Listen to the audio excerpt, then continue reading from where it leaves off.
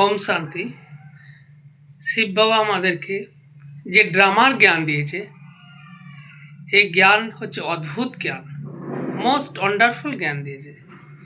এই জ্ঞান আমরা কোথাও খুঁজে পাবো না, কোনো বেদ শাস্ত্র, রামায়ণ মহাভারত, কোথাও এই জ্ঞান পাবো না।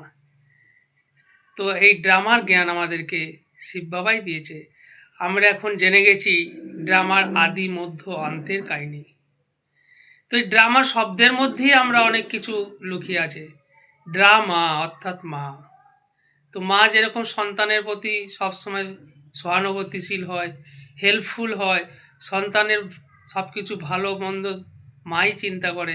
তো এই ড্রামা হচ্ছে মায়ের মতো কল্যাণকারী। সব সময় এই ড্রামা আমাদের কল্যাণ করে। কোনো কিছু আপাত দৃষ্টিতে আমরা হয়তো অকল্যাণের ঘটনা যদি দেখেও থাকি কোনো সিন, কিন্তু গভীরভাবে ভাবলে পরে বুঝতে পারবো যে সেই অকল্যাণ সিনের মধ্যে কল্যাণ ছিপা হুয়া হ্যায়, কল্যাণ লুকিয়ে আছে। তো ড্রামা সবসময় আমাদের কল্যাণের অর্থই নিয়োজিত। এই ড্রামার বহুত গুচ্ছ রহস্য আছে, শিব বাবা সেই রহস্যগুলো ভেদ করেছে। এই ড্রামা হচ্ছে গিয়ে সৃষ্টির আদি মধ্য অন্তের কাহিনী জানতে পারি। এই ড্রামা হচ্ছে অবিনাশী ড্রামা, এর আদিও নেই অন্তও নেই, যেগুলো আমরা জানতাম না। এই অনাদি অবিনাশী ড্রামা, এর চক্রের মতো শুধু পরিবর্তিত হয়।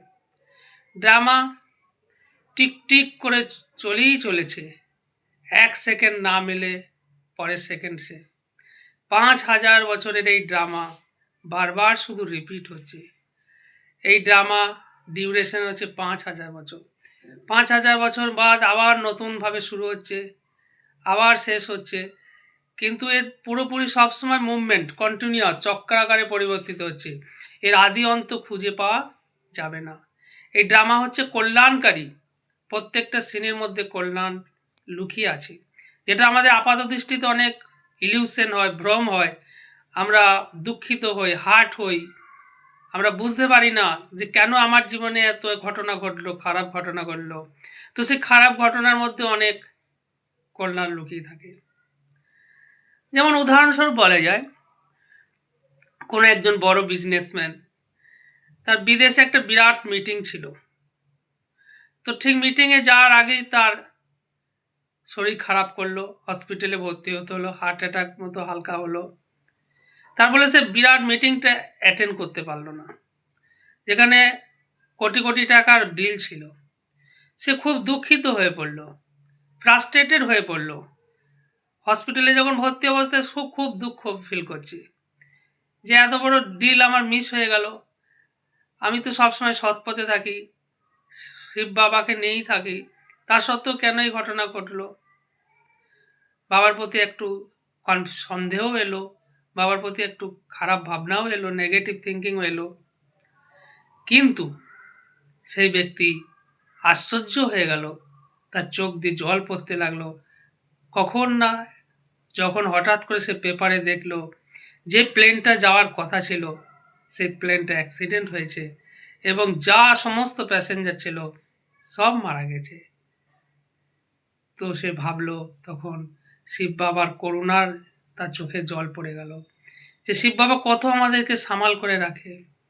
যদি আমি জোর করে এই ফ্লাইটে যেতাম, আমার কি অবস্থা, তো জীবনটাই থাকতো না। তো শিব বাবা তাকে, তার বাচ্চাকে এইভাবে, প্রিয় বাচ্চাকে এইভাবে বাঁচিয়ে দিল। তো এইভাবে সাময়িকভাবে ড্রামার কোনো সিন আমাদের অকল্যাণ মনে হলেও তার মধ্যে কল্যাণ লুকিয়ে থাকে। এই ড্রামা ৫,০০০ বছরের ড্রামা, যেটা আমরা আগে জানতাম না। আমরা শাস্ত্রে পড়েছিলাম কল্পের আয়ু লক্ষ লক্ষ বছর, সত্যযুগের আয়ু এত লক্ষ বছর, ত্রেতা যুগের এত, এইভাবে কল্পের আয়ু লক্ষ লক্ষ বছর। এই ড্রামার জ্ঞান থেকে আমরা জানতে পারলাম না কল্পের আয়ু ৫,০০০ বছর। সেটা আবার ৪ ভাগে বিভক্ত। ওখানে ভক্তিমার্গের শাস্ত্রে সমস্ত বিভিন্ন যুগের আয়ু বিভিন্ন করে দিয়েছে, ডিফারেন্ট।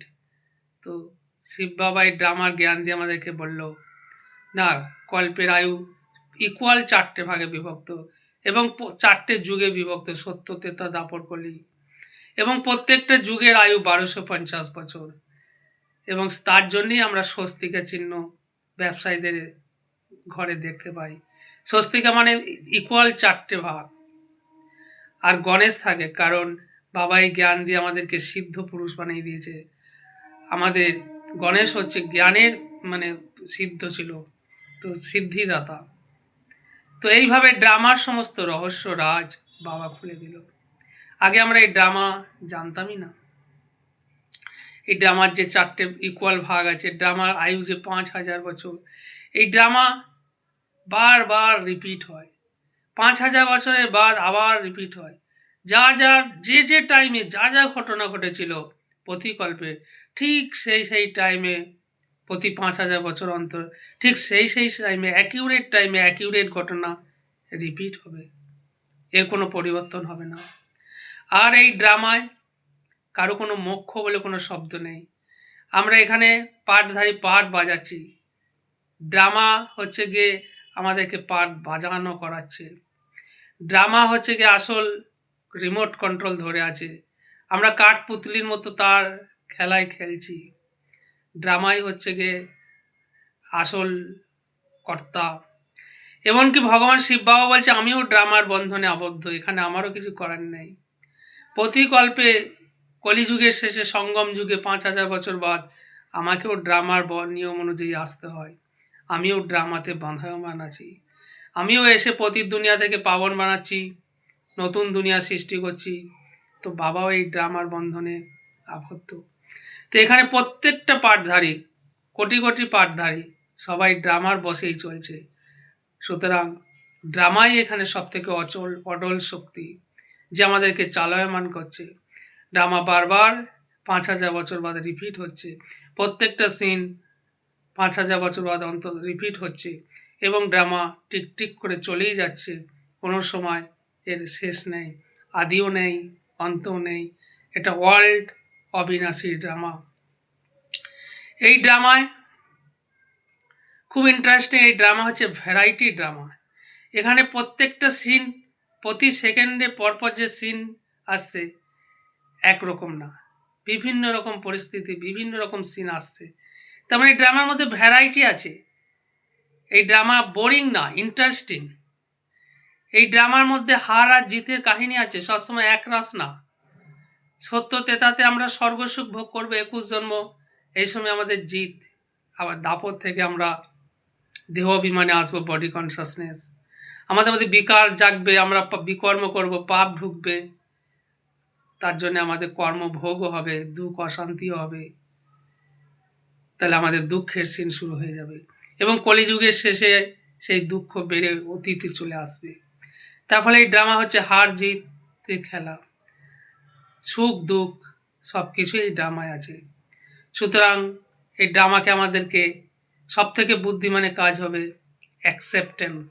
যত আমরা ড্রামাকে মেনে চলবো, ড্রামার প্রতিটা সিনকে অ্যাকসেপ্ট করে নেব, ততই আমরা সফল হব, ততই আমরা এগিয়ে যাব, ততই আমরা শ্রেষ্ঠ উঁচু পদ পাব।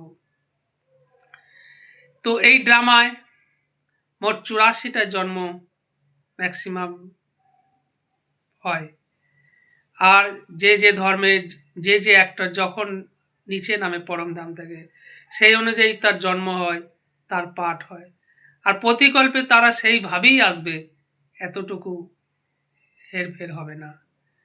আর এই ড্রামার শেষে যখন আমরা পরমধাম চলে যাই, সেখানেও পরমধামে আমাদের আসল ঘর, সেখানে আমাদের আত্মার ঝাড়ে একদম সিট ফিক্সড করা আছে, আমরা সেই জায়গায় বসবো।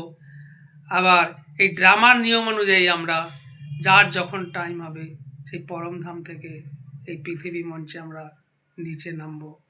এটাই হচ্ছে ড্রামার গুচ্ছ রহস্য। এই ড্রামা অনুযায়ী প্রতিকল্পে যারা এই আদি সনাতন দেবী দেবতা ধর্মে এসেছিল, এই তারাই আসবে, আর ঠিক টাইমে যখন এসেছিল আগের কল্পে সেই টাইমই আসবে। যারা এখানে ড্রামা অনুযায়ী রাজধানী স্থাপন হচ্ছে, যারা রাজার পার্ট প্লে করেছিল তারাই রাজার পার্ট প্লে করবে। একদম ড্রামা ফিক্সড, ড্রামার কোনো হেরফের নেই, ড্রামায় সমস্ত কিছু পার্ট ফিক্সড। এখানে কোনো এডিটিং করা যাবে না, ডিলিট করা যাবে না, একদম অ্যাকিউরেট। ড্রামায় মোক্ষ বলে কোনো শব্দ নেই, ড্রামায় পার্ট বাজাতেই হবে। এই ড্রামার মধ্যেই 3 ধরনের কাজ চলছে ড্রামা অনুযায়ী: নতুন ধর্মের সৃষ্টি, পুরানো দুনিয়ার বিনাশ এবং পালনা। তো শিব বাবা এই ড্রামার বন্ধনে সমস্ত কিছু কাজ করছে। ড্রামাই হচ্ছে সেই ভাবি অটল। এই ড্রামা হচ্ছে গিয়ে ড্রামার জ্ঞান একদম অদ্ভুত, ওয়ান্ডারফুল। এটা কি বলা হয়? কুদরত, যার উপর কার কোনো হাত নেই। মোস্ট ওয়ান্ডারফুল নলেজ, অত্যধিক আশ্চর্যময় জ্ঞান। যখন আমরা ড্রামাকে বুঝে যাব, তখন আমাদের মধ্যে সমস্ত সন্দেহ দূর হয়ে যাবে। আমরা নিজেকে ড্রামার প্যাটার্নিতে চালাতে পারলেই আমরা সাকসেসফুল হয়ে যাব। সুতরাং ড্রামাকে বুঝতে হবে, ড্রামার রহস্যকে বুঝতে হবে, ড্রামার গুহ্যতাকে বুঝতে হবে, ড্রামার ডেপথনেসকে বুঝতে হবে। তো তবেই আমরা সব কিছু জেনে যাব, আমরা ত্রিকালদর্শী হয়ে যাব, মাস্টার ত্রিলোকীনাথ হয়ে যাব। ওম শান্তি।